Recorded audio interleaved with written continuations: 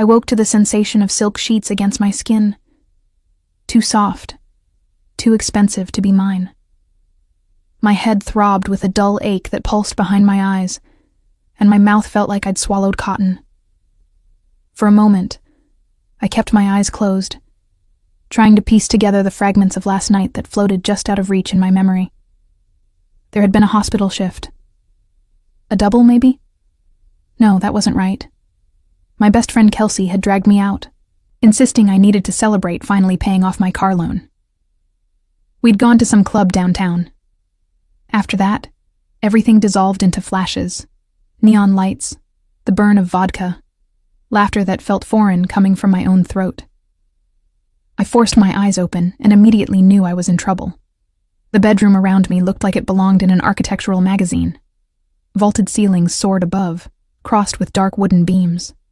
Floor-to-ceiling windows revealed a sprawling estate below, complete with manicured gardens and what appeared to be actual marble statues. The bed I occupied could have comfortably fit 4 people, its posts carved from what looked like genuine mahogany. This was not my studio apartment in Queens. My heart hammered against my ribs as I sat up, clutching the sheet to my chest. I was wearing a silk nightgown I'd never seen before, champagne-colored, probably worth more than my monthly rent. My nurse's scrubs were nowhere in sight. That's when I noticed the weight on my left hand. The ring caught the morning sunlight streaming through those massive windows, sending fractals of green light dancing across the white walls. It was stunning, an emerald the size of my thumbnail, surrounded by what had to be diamonds, set in platinum so pure it almost glowed. The kind of ring that belonged in a museum, or on the finger of someone who summered in the Hamptons. Not on the hand of Diana Foster, ICU nurse with $70,000 in student loan debt. I stared at it, my breath coming faster. This had to be a mistake, a prop from some party, except the weight of it felt real, and when I tried to slide it off, the band fit perfectly, as though it had been sized specifically for me. "Good morning, wife," I yelped, spinning toward the voice. A man stood in the doorway I hadn't noticed, holding a silver tray with coffee and what looked like pastries.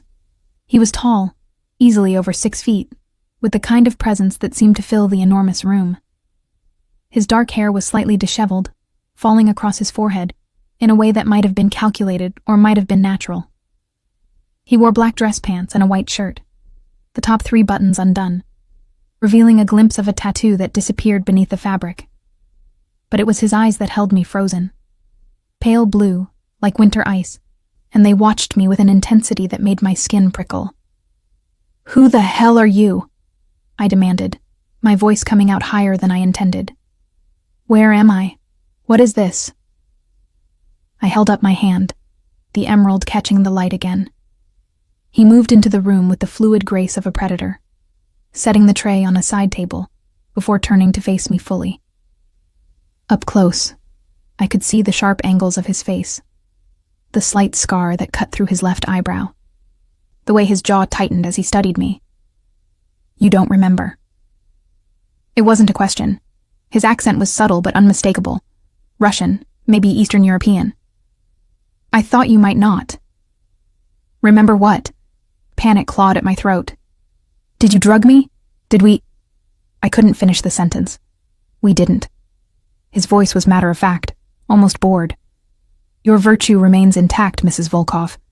Unfortunately for both of us, everything else about last night was quite real." "Mrs. Volkov." The words seemed to echo in the cavernous room. "I'm not married," I said firmly, though my hand betrayed me by moving to cover the ring. "I'm not married to you. I don't even know you." He pulled something from his pocket, a folded piece of paper, legal-sized, and held it out to me. "Perhaps this will refresh your memory." My hands shook as I took it. The paper was thick, expensive stock, with an official-looking seal at the top. As I read the words, the room seemed to tilt. Certificate of marriage. Diana Marie Foster and Damian Volkov. Witnessed and legally binding in the state of Nevada. The date was yesterday's date. My signature sat at the bottom in handwriting that was definitely mine, even if I had no memory of writing it. "No," I whispered. "No, this isn't possible. I would never—" "And yet, you did." Damian, because apparently that was his name, moved to the window, his back to me. We met at the Sapphire Casino. You were quite intoxicated. Your friend had abandoned you to pursue some investment banker, and you were alone at the bar, crying into your vodka tonic about your student loans. Fragments began to surface. The casino. Yes, Kelsey had wanted to try her luck at blackjack. But crying? At a bar? That didn't sound like me, except I'd received that letter yesterday afternoon. The one saying my loan servicer had sold my debt to a new company. One with higher interest rates. Another 5 years of payments. Minimum. The hopelessness of it had crashed over me during my break, so crushing I'd actually considered Kelsey's invitation to go out. I suggested a solution to your financial troubles, Damien continued, still facing the window. One that would benefit us both. You were remarkably enthusiastic about the arrangement. What arrangement? The paper crinkled in my grip. He turned then, and something in his expression made my blood run cold. It was the look of a businessman discussing a merger, not a man talking to his supposed wife. I need American citizenship, Diana. Permanent residency at minimum. My visa situation has become complicated. The immigration authorities have been watching me closely, asking questions about my business dealings. If I'm deported back to Russia, I lose everything I've built here. My assets, my operations, my freedom. There are people in Moscow who would very much like to have a conversation with me, and I have no intention of giving them the opportunity. So you married some drunk stranger? My voice dripped with disbelief. That's your master plan? Not some drunk stranger. A nurse with a spotless record, no criminal history, student debt that provides clear motivation, and no family who might ask uncomfortable questions. He said it like he was reading from a dossier. I had you investigated before I made my proposal. The violation of it struck me like a physical blow. You investigated me? Of course. He said it as if it were the most natural thing in the world. I'm a careful man. The marriage needs to appear legitimate to pass immigration scrutiny. That means choosing a wife who fits a certain profile. You were perfect. I wanted to throw something at him. And I just agreed to this? While drunk? You negotiated quite fiercely, actually. $300,000. Half up front, half when the immigration process is complete. 1 year of your time, pretending to be my devoted wife at necessary social functions and immigration interviews. After that, a quiet divorce, and you walk away debt-free with money to spare. $300,000. The number seemed impossible, life-changing. I could pay off my loans, help my brother with his medical bills, maybe even go back to school for that nurse practitioner degree I'd been dreaming about. But I didn't mean it, I said weakly. I was drunk. That doesn't make it legally binding. Damien pulled out his phone, tapped the screen a few times and turned it toward me. The video showed me, unmistakably me, standing in what looked like a chapel. I wore a simple white dress, holding a bouquet of roses, smiling up at Damien as an officiant spoke. In the video I said, I do, clearly, without slurring, my eyes bright with what looked like excitement. You seemed quite coherent, he observed. As did I, though I'd only had water. The officiant was a licensed minister, the witnesses were legitimate, and the paperwork is filed with the county clerk. This is a legal marriage, Diana, one that I very much need you to honor. And if I refuse? I lifted my chin, trying to project a confidence I didn't feel. If I tell you to go to hell and walk out of here right now? His expression didn't change, but something flickered in those ice-blue eyes. Then I would be forced to release certain photographs from last night, ones that show you in, compromising positions. Nothing illegal, of course, but certainly nothing you'd want your employer to see. The hospital board takes a dim view of nurses who engage in excessive drinking and questionable behavior. The threat landed like a punch to the gut. My nursing license was everything. I'd worked so hard for it, sacrificed so much. One scandal could destroy my career before it really began. You're blackmailing me. I'm ensuring you honor an agreement you made voluntarily. He pocketed his phone. Think of it as a business arrangement. You provide legitimacy to my citizenship application, play the role of loving wife when necessary, and in return, you receive financial security. Many marriages have been built on less. Those aren't marriages. They're transactions. All marriages are transactions of one kind or another. His voice was cold, matter of fact. The only difference is honesty about terms. I looked down at the marriage certificate in my hands, then at the emerald ring that suddenly felt like a shackle. Every option I ran through led to disaster. If I refused, he'd ruin my career. If I went to the police, I'd have to admit to the drunken marriage, which might be charged as immigration fraud. If I tried to annul it, he clearly had resources to fight me that I couldn't match.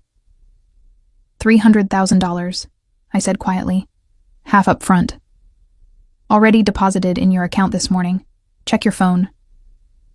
I found my phone on the nightstand. How had I not noticed it before? And opened my banking app with shaking fingers. The balance made me gasp. $150,000, sitting in my checking account like it belonged there. The other half comes when immigration approves my permanent residency, Damien continued. Typically a process of 6 to 12 months, assuming all goes well. During that time, you'll live here, in this house. You'll attend social functions with me as needed. You'll be interviewed by immigration officials and convince them our marriage is genuine. And you'll keep this arrangement completely confidential. Live here? I looked around the opulent room. I have an apartment, a job, a life. Your apartment lease ended 2 months ago, and you've been month to month since, easily terminated. As for your job, you mentioned wanting to pursue advanced education. I can arrange for you to attend school full-time while maintaining the appearance of employment through a medical consulting firm I own.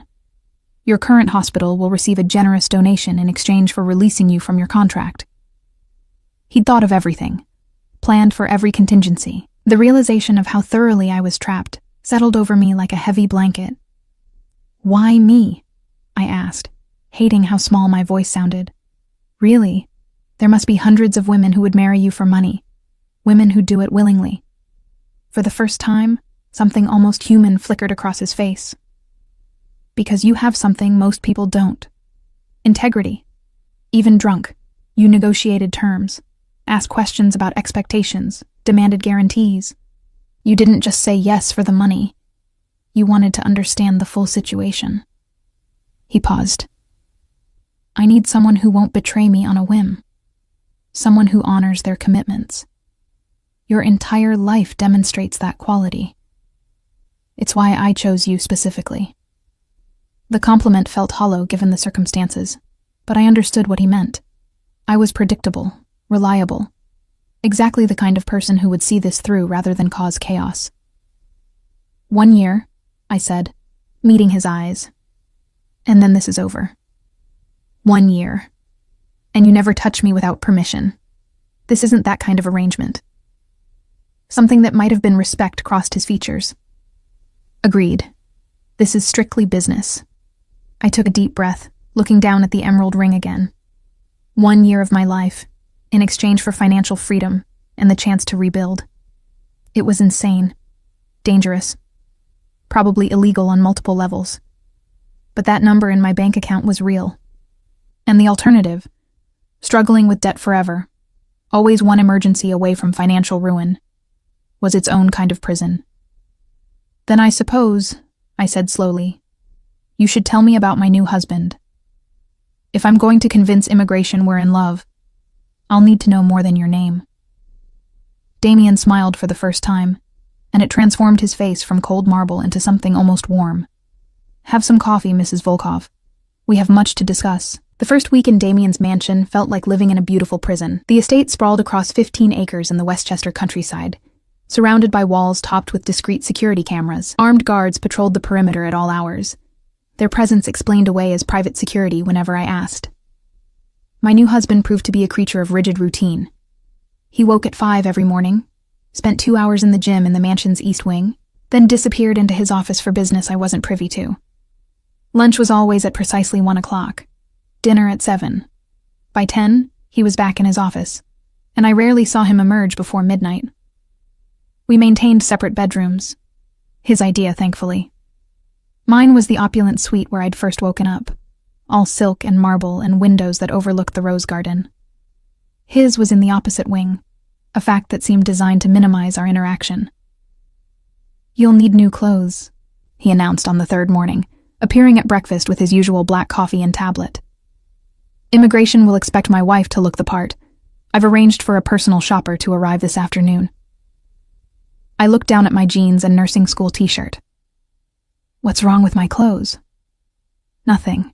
For Diana Foster, ICU nurse. Everything. For Mrs. Damien Volkov. He didn't look up from his tablet. The wife of a successful businessman wears designer labels, carries expensive handbags, and maintains certain standards. I'm not a doll you can dress up. No, you're an investment I'm protecting. He finally met my eyes. Immigration will investigate every aspect of our lives. Bank accounts, social media, photographs. If you appear in public looking like you shop at discount stores while I drive a Bentley, they'll question the legitimacy of our relationship. He had a point, much as I hated to admit it. Fine. But I choose what I like, within reason. He returned to his tablet. Marina will help you. She has excellent taste. Marina turned out to be a 60-something woman with silver hair, pulled into an elegant chignon, and an accent that suggested Moscow. She swept into my room that afternoon with 3 assistants and enough clothing to fill a boutique. So you are the new Mrs. Volkov, she said, circling me like a sculptor examining marble. Interesting choice. You have good bone structure, at least. And the height. But we have much work to do. 4 hours later, I stood in front of a full-length mirror, barely recognizing myself. The dress Marina had chosen, a deep navy that somehow made my eyes look greener, fit perfectly. She'd also insisted on professional makeup, a new hairstyle, and shoes that cost more than my monthly grocery budget used to. Better, Marina declared. Now you look like you belong to Damien Volkov. The phrasing made me flinch, but I understood what she meant. I looked expensive. Polished. Like the kind of woman who would naturally pair with a man like Damien. Thank you, I said, meaning it despite everything. She softened slightly, studying my face. You are not what I expected. What did you expect? Someone harder, more, calculating. She tilted her head. Damien surrounds himself with sharks, but you, I think, are something different. Before I could respond, Damien appeared in the doorway. He froze, his gaze traveling from my face down to the designer heels and back up. For a moment, something unreadable crossed his features. Perfect, he said quietly. Marina, thank you. Have everything else delivered by tomorrow. That night, he took me to dinner at an upscale Italian restaurant in Manhattan. Our first public appearance as a married couple, he explained. A test run before the immigration interview scheduled for the following month. The restaurant was the kind where the prices weren't listed on the menu, and the waiters moved like dancers. Damien was greeted by name, led to a private booth in the back where we could see the entire room but maintain privacy. Order whatever you like, he said, barely glancing at his menu. But look at me when you do it, not the waiter. We're newlyweds, remember? You should be too fascinated by me to care about food. I forced myself to meet his eyes, those unsettling pale blues that seemed to see right through me. The sea bass, I said to the waiter, without looking away from Damien. And your house salad. Something that might have been approval flickered in his expression. Good. Throughout dinner, he coached me. Where we supposedly met, he'd settled on a version close to the truth, that I'd been at the casino with a friend and we'd struck up a conversation. How he'd courted me with flowers and dinners at expensive restaurants. The proposal on a rooftop in Manhattan with the city lights as backdrop. You'll need to memorize these details, he said, his hand covering mine on the table. To anyone watching, it would look tender. I could feel the coldness of his skin, the controlled strength in his grip. Immigration will ask you to recount them repeatedly, trying to catch inconsistencies. Why a rooftop? I asked. Seems cliché. Because it's memorable and romantic enough to satisfy their expectations without being so elaborate that you stumble over details.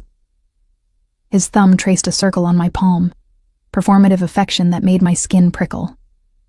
We keep the story simple. Love at first sight, whirlwind romance, married quickly because we couldn't bear to wait. And what about your past? Your business? I kept my voice low. They'll investigate that too. My business interests are carefully structured and entirely legal. The way he said it made me certain that wasn't entirely true. I'm a consultant for international security firms, import-export ventures, real estate holdings, nothing that raises red flags. But not the whole truth. His eyes hardened. The truth is rarely clean, Diana. What matters is what can be proven, and I've made sure nothing problematic can be connected to me directly. After dinner, we drove home in silence, his driver navigating the dark roads while Damien stared out the window. I studied his profile in the dim light, the sharp line of his jaw, the tension in his shoulders, the way his fingers drummed against his knee. "Why did you really leave Russia?" I asked quietly. He didn't look at me. "That's not part of our agreement. If we're married, immigration will expect me to know basic things about your life." A long pause. Then, "I made enemies of the wrong people. Men who don't forget and don't forgive. Staying in Russia would have meant death or prison. America offered opportunity and distance. What did you do?" "What I had to." He finally turned to face me. "Don't romanticize this, Diana. Don't imagine I'm some misunderstood hero. I've done things that would horrify you. The only difference between me and the men I fled is that I was smarter about it. The honesty was almost worse than a lie would have been. At least a lie would have let me pretend. Back at the mansion, I retreated to my room and called Kelsey for the first time since waking up married. She answered on the second ring, her voice bright with curiosity. "Di, oh my God, you disappeared. What happened after I left with Marco? Did you get home okay?" I looked around at the opulent bedroom, the emerald ring heavy on my finger. "I met someone," I said carefully.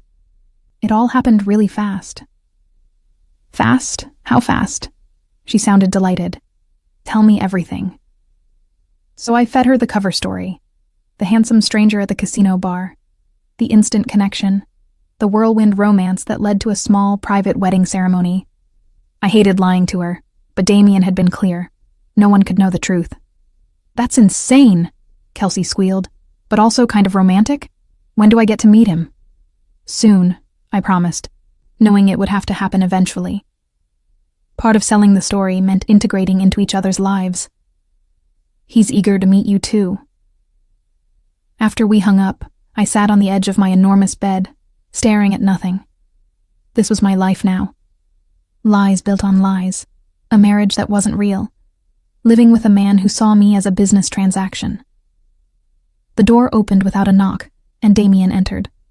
I jumped up, instinctively backing away. "I should have knocked," he said, though he didn't sound particularly sorry. "But this is important. Immigration moved up our interview. It's scheduled for next week." "Next week?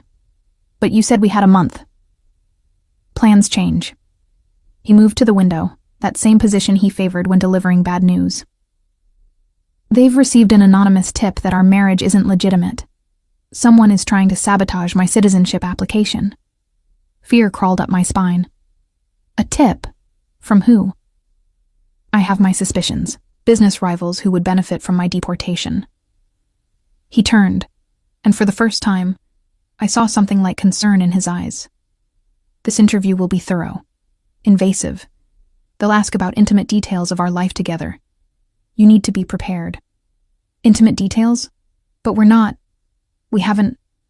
"They don't know that." He crossed to stand in front of me, close enough that I had to tilt my head back to maintain eye contact. "We need to establish believability, starting now." "Well, what does that mean?" He reached out slowly, giving me time to pull away, and cupped my face in one hand. His palm was warm against my cheek, thumb brushing across my cheekbone.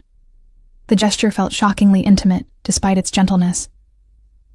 "It means we start acting like a real couple, in private as well as public." He spoke quietly, his accent more pronounced up close. "We eat meals together, spend evenings in shared spaces, learn each other's habits and preferences. Immigration will ask about the smallest details: what side of the bed you sleep on, how you take your coffee, what you do on Sunday mornings." My heart hammered against my ribs. "And what about—" "I won't cross lines we've agreed on," he said firmly. "But affection needs to appear natural. Holding hands, casual touches, the ability to be physically close without flinching away from each other. He was right, and I hated it. The way I jumped when he entered the room, the careful distance I maintained, immigration would see through that instantly. "Okay," I whispered. "Then we practice." Something shifted in his expression. "Now?" I forced myself to step closer, closing the distance between us until we were nearly touching.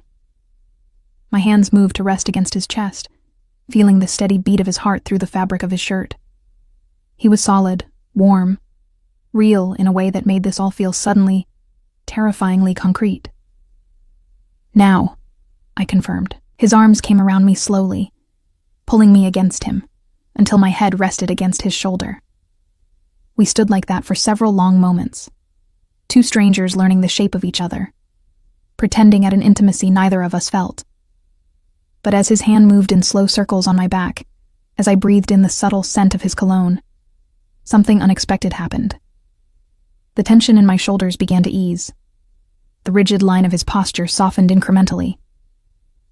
"This could work," he murmured against my hair. "If we commit to it fully." I closed my eyes, letting myself sink into the illusion for just a moment. 1 year. 1 year, he agreed. But wrapped in his arms, the mansion settling into silence around us, I wondered if either of us believed that anymore. The immigration interview took place in a sterile office building in downtown Manhattan. Damien and I sat across from Officer Patricia Chen, a middle-aged woman with shrewd eyes and a notepad that seemed designed to capture every contradiction. "So, Mrs. Volkov," she began, her pen poised. "Tell me about your first date with your husband." I reached for Damien's hand on the table between us, a gesture we'd practiced until it felt almost natural. He took me to this little Italian place in Brooklyn. Nothing fancy, which surprised me. He said he wanted somewhere we could actually talk, not somewhere designed to impress. "And what did you talk about?" "Everything. My nursing career, his work in security consulting. He told me about growing up in Moscow. I told him about growing up in Ohio." I smiled at Damien, who squeezed my hand. He made me laugh. I remember thinking I'd never met anyone who listened the way he did. Officer Chen's expression remained neutral. "Mr. Volkov, what attracted you to Diana?" "Her strength," he answered without hesitation. She had just finished a difficult shift, but she lit up talking about her patients. The way she cared about strangers, fought for them. I'd spent so much of my life around people who only cared about themselves. Diana was different. The lies flowed smoothly, built from the story we'd crafted over late-night rehearsals. Officer Chen asked about our living arrangements, our finances, our daily routines. Damien described how I organized the bathroom counter, lotions and serums in precise rows. I mentioned his habit of reading Russian literature before bed, the worn copy of Dostoevsky on his nightstand. Details that were true, because we'd spent the past 2 weeks actually living like a married couple, sharing space, learning patterns, building a believable foundation of intimacy. "And your physical relationship?" Officer Chen asked bluntly. "You're newlyweds. I assume you're sharing a bedroom?" "Of course," Damien said smoothly. "Though Diana prefers the right side of the bed, which took some adjustment. I've always been a sprawler." I fought down a blush, grateful we'd at least discussed this. "He also steals the blankets. I've learned to keep extras nearby." A ghost of a smile crossed Officer Chen's face. "And both of your families support this marriage?" This was where things got tricky. "My parents died when I was young," I said quietly. "My brother and I aren't particularly close. Damien's family is in Russia, which makes visits difficult." "No one thought this was too fast. You married after knowing each other less than a month." Damien's thumb stroked across my knuckles. "When you know, you know. Neither of us believed in long engagements. Why wait when you've found the person you want to spend your life with?" Officer Chen made a note, and I couldn't tell if that was good or bad. The interview continued for another 90 minutes, probing into every corner of our fabricated relationship. By the end, my jaw ached from forced smiles, and my hand was cramping from Damien's grip. "We'll be in touch," Officer Chen said finally. The investigation will take several weeks. In the meantime, we'll be conducting surprise home visits to verify your living situation. Surprise visits. The words sent ice through my veins. In the car afterward, I turned to Damien. Surprise visits, but our bedrooms will be rearranged tonight, he said calmly. We'll move your things into my room. Make it look lived in by both of us. I'm not actually sleeping in your room. The guest room on the same floor will work, close enough that you can move between them quickly if immigration arrives unexpectedly. He loosened his tie, the first sign of tension I'd seen from him. This is exactly the kind of scrutiny I warned you about. Someone is determined to prove this marriage is fraudulent. Who would care that much? His jaw tightened. Alexei Morozov, one of the men I left behind in Moscow. He's expanded his operations to New York and sees my presence as a threat to his territory. Destroying my citizenship status would force me to either return to Russia, where he has significant reach, or go underground here, which would cripple my business. So I'm caught in some kind of criminal turf war? You're protected, he said firmly. No one will touch you while you're my wife. The ring you wear signals that you're under my protection. In our world, that means something. Our world, as if I were already part of it. That evening, we moved my belongings into his bedroom, or rather the staff did while we supervised. The room was masculine, all dark woods and leather, dominated by a massive bed with midnight blue linens. My creams and makeup looked absurdly delicate on the marble bathroom counter next to his shaving kit. The closet has been divided, Damien said, opening the doors to reveal my new designer wardrobe hanging alongside his suits. Your shoes are on the right. Try to actually wear some of them occasionally, in case immigration checks for signs of use. I ran my hand over a cocktail dress I'd never even tried on. This is starting to feel very real. Good. It needs to be. He paused, then added more softly. I know this isn't what you signed up for. The increased scrutiny, the home visits. If you want to back out, I'll understand. I thought about the money in my account, the freedom from debt it represented, the opportunity to build a better future. I honor my commitments, I said, echoing what he'd told me that first morning. Something like respect flickered in his eyes. Then we continue. The next weeks fell into a new rhythm. Damien and I shared dinner every evening. No longer eating in silence, but actually conversing. He asked about my nursing studies. I asked carefully neutral questions about his work. We watched movies together in the home theater, sat in the library reading on opposite ends of the leather couch, played chess in front of the fireplace. It was easy to forget sometimes that none of it was real. That the man who brought me coffee in the morning, exactly how I liked it, 2 creams, 1 sugar, was the same man who'd blackmailed me into marriage. That the husband who listened intently when I talked about potentially going back to school was really just protecting an investment. But then I'd catch him on the phone speaking rapid Russian, his voice cold and hard, reminding me of the world he inhabited. Or I'd notice the gun he kept in a drawer in the nightstand, casual as another person might keep a book. Small things that shattered the domestic illusion. One night, 3 weeks after the interview, I woke to sounds from downstairs. Glass breaking, raised voices. My heart hammering, I crept to the bedroom door and peered out. The hallway was empty, but lights blazed from the first floor. More voices, one of them definitely Damien's. Against my better judgment, I moved to the top of the stairs. Told you never to come here, Damien was saying, his voice lethal. My home is off limits. We had no choice. A man's voice, also Russian accented. Morozov knows about the shipment. He's planning to intercept it tonight. Then we reroute, use the secondary location. There's no time. The trucks are already en route. A pause. Then Damien, quieter, but somehow more dangerous. Then we protect them. Call Sergei, Victor, and Mikhail. Full security detail. And if Morozov's men interfere, we handle it permanently. Handle it permanently. The words sent chills through me. I must have made a sound because Damien's head snapped up, his eyes finding me instantly in the darkness. For a moment, we stared at each other across the distance. Then he spoke to the other man without breaking eye contact. Leave. Now. And next time you call, you don't come to my door." The man disappeared. Damien climbed the stairs slowly, his expression unreadable until he reached me. "You should be asleep," he said quietly. "Hard to sleep through breaking glass." "What's happening?" "Business.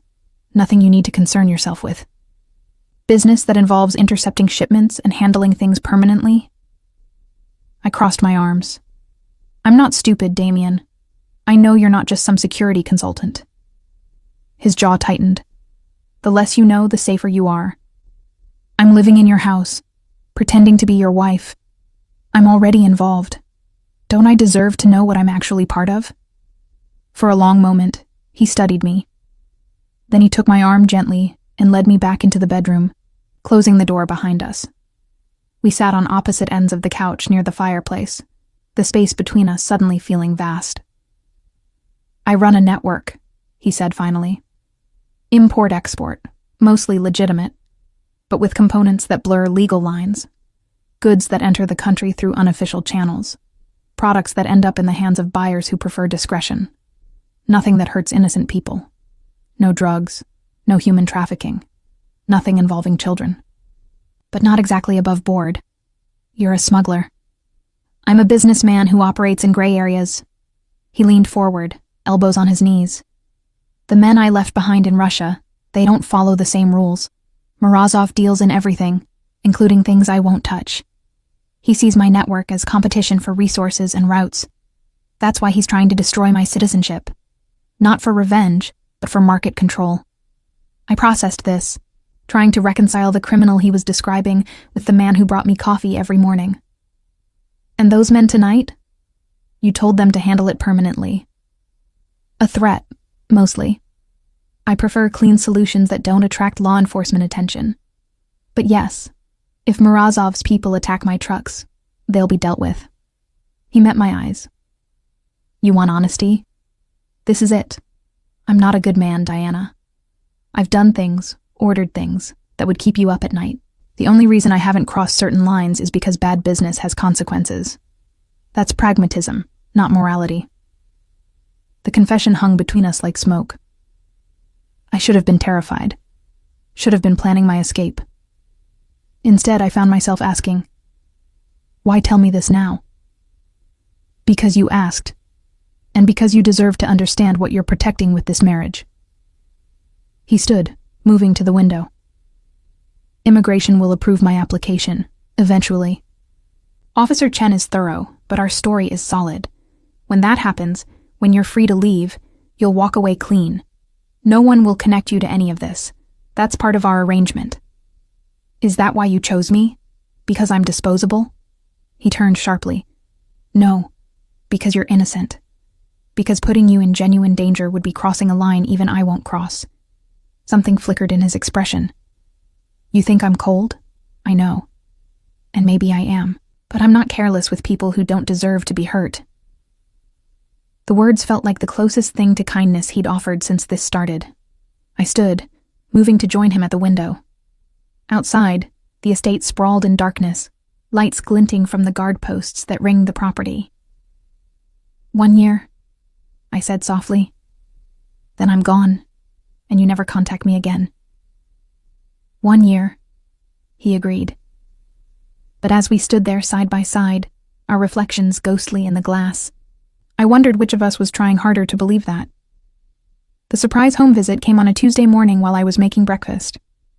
I'd moved permanently into the guest room adjacent to Damien's bedroom, keeping just enough of my things in his actual room to pass inspection. The arrangement worked. I had privacy, but we could maintain the illusion of sharing space. The doorbell rang at 8:15, and my heart immediately kicked into overdrive. Damien appeared in the kitchen doorway, already dressed for work, but clearly alert to the interruption. "Immigration?" I whispered. "Most likely." He crossed to me, sliding an arm around my waist. "Remember, we're just having a normal morning. You're making breakfast. I'm about to leave for the office. Nothing rehearsed." When we opened the door, Officer Chen stood there with a younger male agent. "Good morning, Mr. and Mrs. Volkov. I hope we're not interrupting." "Not at all," Damien said smoothly. "Please come in." They moved through the house with professional efficiency. checking bedrooms, bathrooms, closets. Officer Chen noted the photos we'd staged throughout the house. Us at dinner, at a park, one carefully posed shot of us cooking together. The younger agent examined the master bedroom, noting my items mixed with Damien's.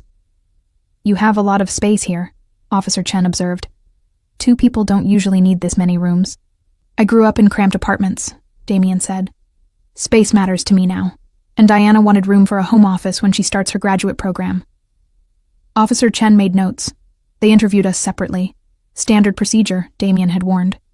I answered questions about our daily routine, our future plans, details about Damien's preferences and habits.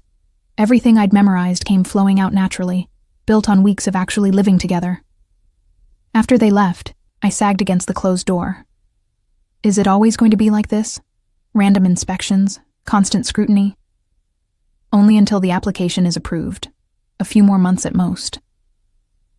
Damien loosened his tie, the gesture now familiar. "You handled it well. I've had a good teacher."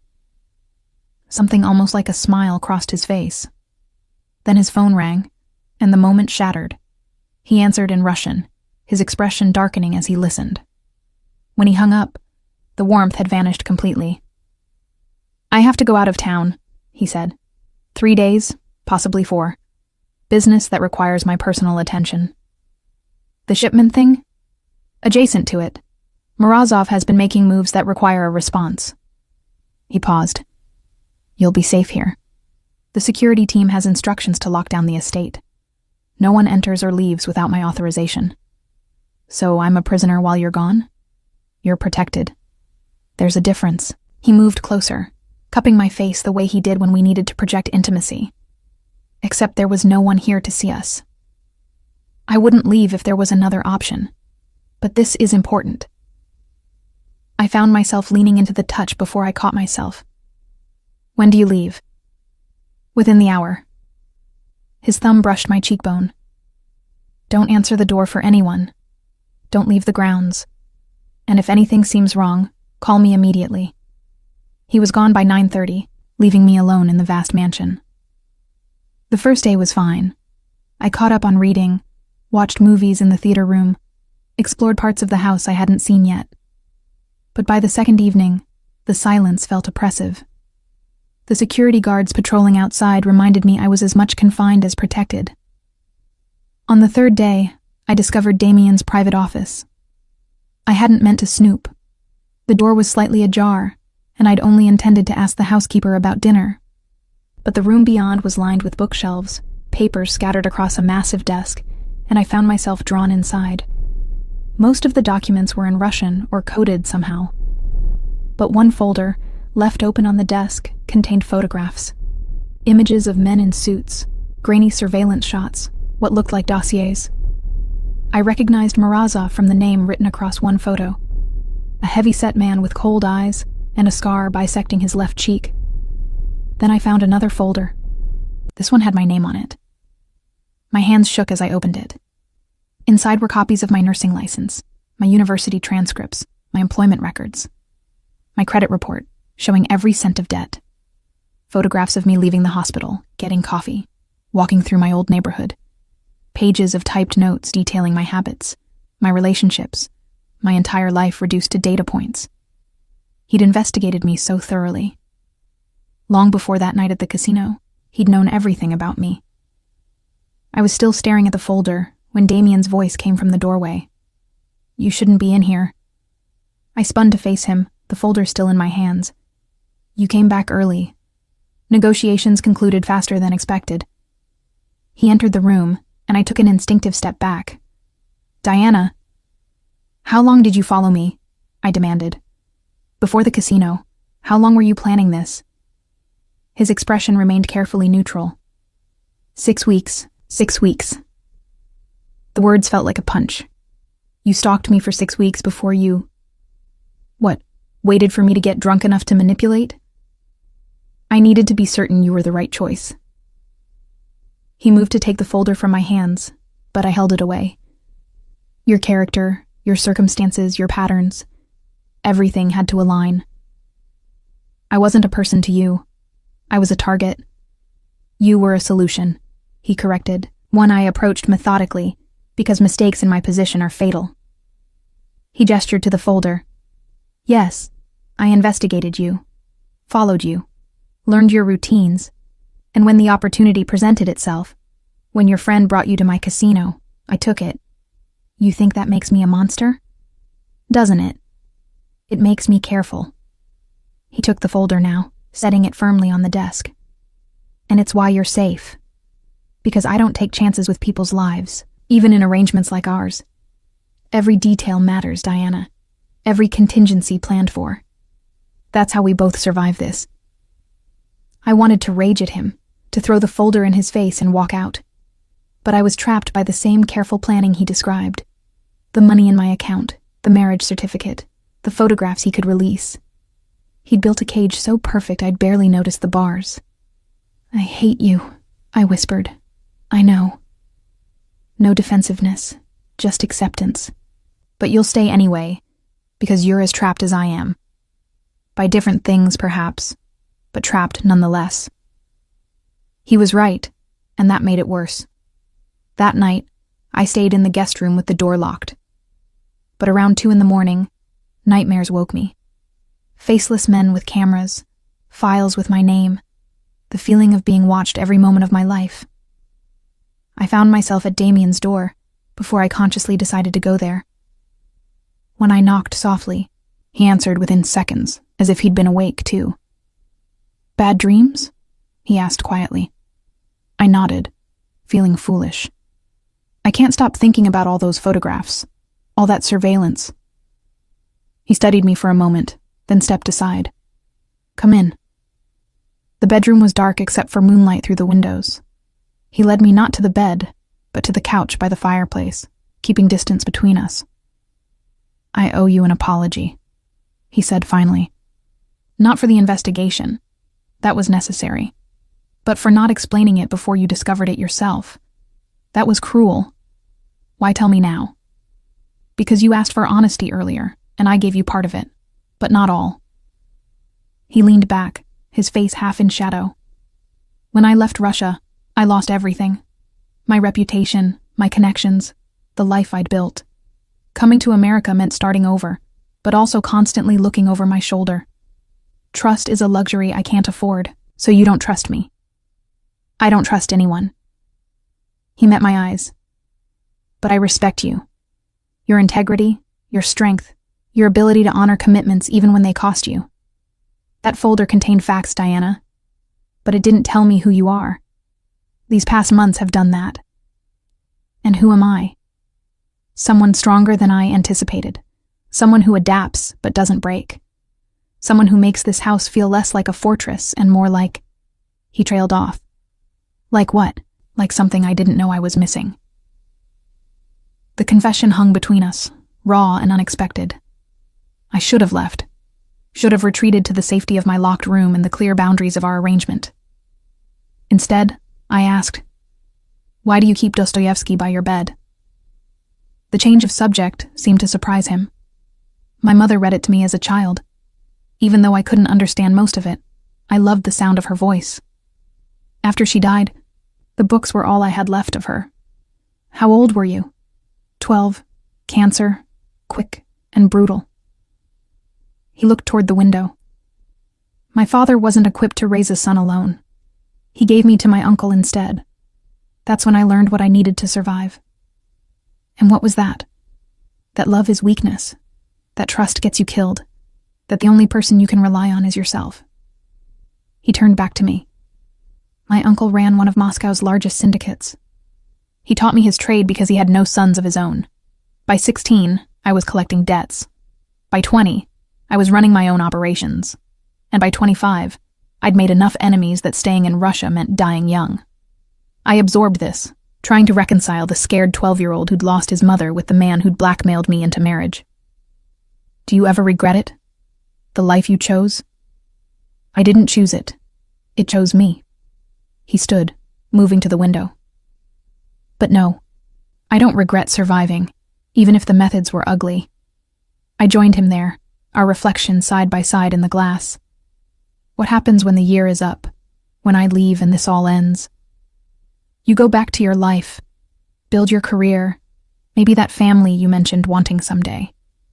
And I continue managing my business, maintaining the citizenship you helped me secure. He glanced at me. We'll never see each other again. That was the agreement. Right, the agreement. But standing there in the darkness, the space between us feeling both vast and impossibly small, I wasn't sure either of us believed that anymore. Something had shifted in the months of shared meals and manufactured intimacy. Something that couldn't be easily categorized or controlled. Go back to bed, Diana, he said softly. You're safe here. The nightmares can't touch you. I wanted to ask if he ever had nightmares, if 12-year-old boy still woke up missing his mother, if he ever felt trapped by the life he claimed hadn't been a choice. Instead, I did as he suggested, returning to my room. But I left my door unlocked, some part of me hoping he might knock. Hoping for what? I couldn't say. He never came, but I slept through the rest of the night without dreaming. Officer Chen called 6 weeks later with news. Your application has been approved for conditional permanent residency, Mr. Volkov. Congratulations. The card will arrive within 2 weeks. Damien thanked her, his voice professional and cool. But when he hung up, I saw his shoulders drop with relief. This was what he'd been working toward, what our entire arrangement had been built to achieve. Congratulations, I said, meaning it despite everything. We both earned it. He poured himself vodka from the crystal decanter in his office. The conditional status lasts 2 years. After that, if we're still married, it becomes permanent. But the hardest part is over. So what happens now? Now we maintain appearances for the required period. Immigration will check in periodically, but the scrutiny lessens significantly. And then, he met my eyes. Then we decide what comes next. What came next should have been clear. We'd agreed on 1 year. But months had passed since that conversation, and the rigid boundaries of our arrangement had begun to blur in ways neither of us acknowledged directly. We still slept in separate rooms, still maintained the pretense that this was purely business. But somewhere along the line, our performances for immigration had evolved into something less calculated. The way he brought me coffee without asking had become routine. The evenings we spent reading together had transformed from obligation to genuine comfort. I told myself it didn't mean anything. That familiarity wasn't the same as affection. That shared space didn't equal intimacy. Then everything changed on a Thursday afternoon in November. Damien had insisted I learn about his charitable work, another detail immigration might investigate. So he took me to an orphanage in the Bronx that his foundation supported. I'd expected a photo opportunity, maybe a brief tour. Instead, I found a genuine program providing education, therapy, and resources to kids who'd lost their families. You fund all of this? I asked, watching children in a bright classroom working on art projects. The foundation does. Anonymously, mostly. Publicity invites questions I'd rather avoid. He watched a little girl carefully painting, and something in his expression softened. They need advocates. People who understand what it's like to lose everything and have to rebuild. A boy, maybe 8 years old, approached Damien shyly. Mr. V, can you help me with my homework? What subject, Mikhail? Math. The fractions part is hard. Damien sat down with him at a small table, patiently explaining concepts with a gentleness I'd never seen from him. The cold, controlled man who ran a criminal network disappeared, replaced by someone who genuinely cared about these kids. He comes here every week, the program director told me quietly. The children adore him. He remembers all their names, asks about their progress, attends their performances. Whatever his business involves, this part is real. I watched Damien laugh at something Mikhail said, ruffling the boy's hair. This wasn't performance or calculation. This was the person he might have been if life hadn't forced him into darkness. Why orphans specifically? I asked him later, in the car back to the estate. Because I understand their fear. The uncertainty of not knowing where you belong or who will protect you. He stared out the window. My uncle took me in, but it was transactional. I was useful to him, so he kept me. But I remember the terror of thinking no one would want me, that I'd end up alone on Moscow streets. That's not going to happen to those kids. No. I'll make certain of it. He turned to me. Some of my money is earned in ways you disapprove of. But this is what I do with it. Give kids a chance I almost didn't have. The confession felt important, like a door opening into understanding. This is who you actually are, I said softly, underneath everything else. Don't romanticize it, Diana. I'm still the man who blackmailed you, who runs illegal operations. A few hours a week with orphans doesn't erase that. I'm not trying to erase it. I'm just seeing the whole picture. Something shifted in his expression, but before he could respond, his phone rang. He answered in Russian, his face hardening as he listened. When he hung up, the brief vulnerability had vanished completely. Morozov is escalating. He's threatening one of my warehouses. I need to handle it personally. Let me come with you. Absolutely not. This is dangerous. So is being left alone in that house wondering if you're coming back. The words came out before I could stop them, revealing more than I'd intended. His eyes searched my face. Why would that matter to you? Because despite everything, I don't want you dead. I forced myself to meet his gaze. Call it Stockholm Syndrome or whatever you want, but I've gotten used to having you around. The coffee every morning, the terrible chess moves, the way you fall asleep reading Dostoevsky and deny it the next day. A small smile tugged at his mouth. My chess moves aren't terrible. They're predictable. You always protect your queen at the expense of better strategies. Perhaps I value what matters most. The double meaning hung between us. Before I could parse it, he made a decision. Fine, you come with me. But you stay in the car with Sergei, and if I tell you to leave, you don't argue. The warehouse was in Red Hook, surrounded by container yards and industrial buildings. Damien's men had already secured the perimeter, but tension crackled in the air. I waited in the SUV while he met with his lieutenants, Sergei watching the surroundings with military precision. Then I saw them. 3 black vans pulling into the lot. Men pouring out with weapons visible. Morozov's crew. Get down, Sergei commanded, pushing me below the window line. Gunfire erupted. Not the clean shots from movies, but chaotic, terrifying noise. I heard shouting in Russian, more shots, the sound of breaking glass. My heart hammered so hard I thought it might break through my ribs. When silence finally fell, I heard Damien's voice giving orders. Relief flooded through me so intensely I felt dizzy. Then Sergei swore in Russian and threw open his door. Stay here. I watched through the gap in the door as he ran toward the warehouse. Other men were running too, all converging on a single point.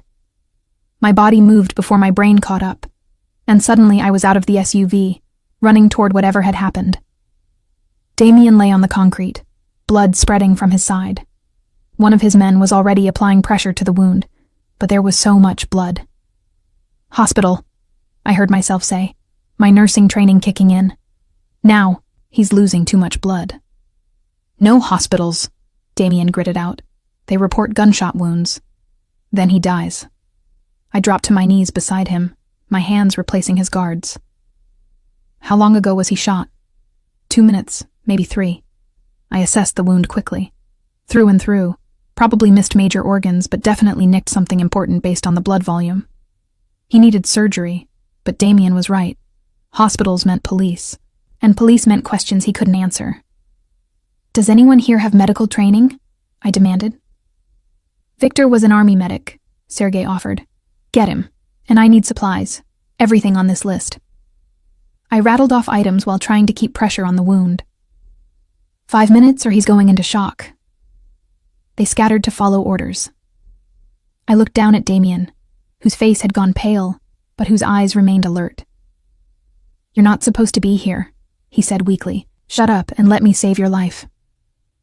We converted the warehouse office into a makeshift operating room. With Victor's help and supplies pulled from God knows where, I worked to stop the bleeding and repair the damage. It was rough field surgery, nothing like the sterile hospital environment I was used to. But my hand stayed steady. 3 hours later, with Damien stitched and stabilized on a cot, I finally let myself fall apart. Victor found me in the bathroom, hands shaking too badly to wash the blood off. He'll live, Victor said quietly, because of you. He shouldn't have been here at all. None of this should have happened. This is his life. Our life. You knew that. Knowing it and watching him bleed out are different things. I finally got my hands clean, though I could still feel the stickiness of his blood. Take me back to the house. I can't be here anymore. But when I tried to leave, Damien's voice stopped me. Diana. He was barely conscious, but his hand reached for mine. I took it, sinking down beside the cot. Thank you, he said simply. Don't thank me. Just promise you'll stop getting shot. A weak smile. I'll try. His grip tightened slightly. You should have stayed in the car. You should have better security. Stubborn woman. Reckless man. We stayed like that until he fell asleep, my hand in his, both of us pretending this was still just an arrangement. That the fear I'd felt watching him bleed wasn't real. That the relief flooding through me now meant nothing. But we both knew we were lying. Damien recovered slowly, forced to remain at the estate under my medical supervision. I moved my things fully into his bedroom, not for immigration anymore, but because monitoring his wound meant being close. He pretended to be annoyed by my hovering. I pretended that's all it was. The shooting changed something fundamental between us. The careful distance we'd maintained, the pretense that this was purely transactional, became impossible to sustain. I'd held his life in my hands, literally. He'd trusted me with the truth of his world, the violence and danger he navigated daily. One evening, 2 weeks after the shooting, I was changing his bandages when he caught my wrist gently. Diana. His voice was serious. We need to talk about this. About what? I focused on the wound, which was healing well. About the fact that you're sleeping in my room by choice now. That you haven't mentioned leaving in over a month. That we're not pretending anymore. My hand stilled. Damien, I fell in love with you. The words were simple, direct, devastating. Probably months ago, if I'm honest. Watching you navigate this impossible situation with grace and strength. The way you stood up to me, called me on my bullshit, but still showed compassion when I didn't deserve it. I know this wasn't part of our agreement. But I can't keep pretending I don't feel it. I looked up at him. This dangerous man who'd blackmailed me into marriage, but who also funded orphanages, and read Dostoevsky, and made me coffee every morning exactly how I liked it. I don't know what I feel, I said honestly. You're still the person who manipulated me, who investigated me for weeks, who forced me into this arrangement. That doesn't just disappear because you showed me your softer side. I know, and I don't expect forgiveness. He released my wrist. But I can't live with you like this. Sharing space, sharing lives, and not be honest about what I want, which is you. Really you, not just the performance for immigration. And what about your world? The violence, the danger. I watched you almost die, Damien. I can't... My voice broke. I can't keep doing that. Then I walk away from it. The certainty in his voice stopped me. I've been building legitimate business interests for years. Security consulting that's actually legal, real estate investments, the charitable foundation. It would take time to fully transition, but it's possible. You'd give up everything you built? For you? Yes. He cupped my face, thumb brushing my cheek. You were supposed to be a transaction, a means to an end. But you became the end, Diana. The reason I started imagining a different future, one where I don't have to look over my shoulder constantly, where the most dangerous part of my day is your terrible driving. My driving is fine. You run stop signs. Only when they're optional. Stop signs are never optional. We were both smiling now, the tension breaking. I leaned forward, resting my forehead against his. This is insane, I whispered. All of it. The marriage, the arrangement, falling for the man who blackmailed me. Completely insane, he agreed, but also the most honest thing in my life. I kissed him then, finally giving in to the pull I'd been fighting for months. His hand moved to the back of my neck, deepening the kiss, and everything else fell away. This wasn't performance or pretense. This was real, messy, complicated, and more terrifying than any contract we'd signed. When we finally pulled apart, both breathless, he said, "Stay with me. Really stay. Not because of money or agreements, but because you want to." "I want to," I admitted. "But I need you to prove you mean it about leaving that life. No more shootouts, no more deals with people like Morozov. If we're doing this, we do it clean. Then that's what we'll do."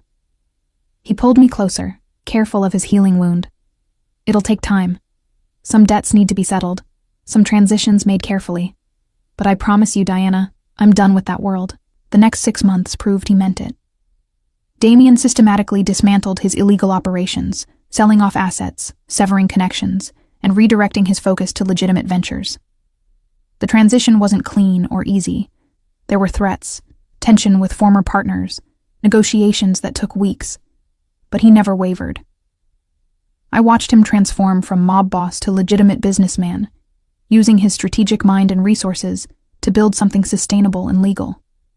The orphanage foundation expanded, providing services to 3 more facilities. He launched a security consulting firm that employed former military personnel in high-end corporate protection. Real estate investments diversified his portfolio. We remarried, really married this time, in a small ceremony with Kelsey, some of the kids from the orphanage, and a handful of Damien's men who'd also chosen to go legitimate. No immigration officials, no performance, just us choosing each other freely. 5 years later, I stood in the offices of the Volkov Foundation, reviewing grant applications for youth programs across the city.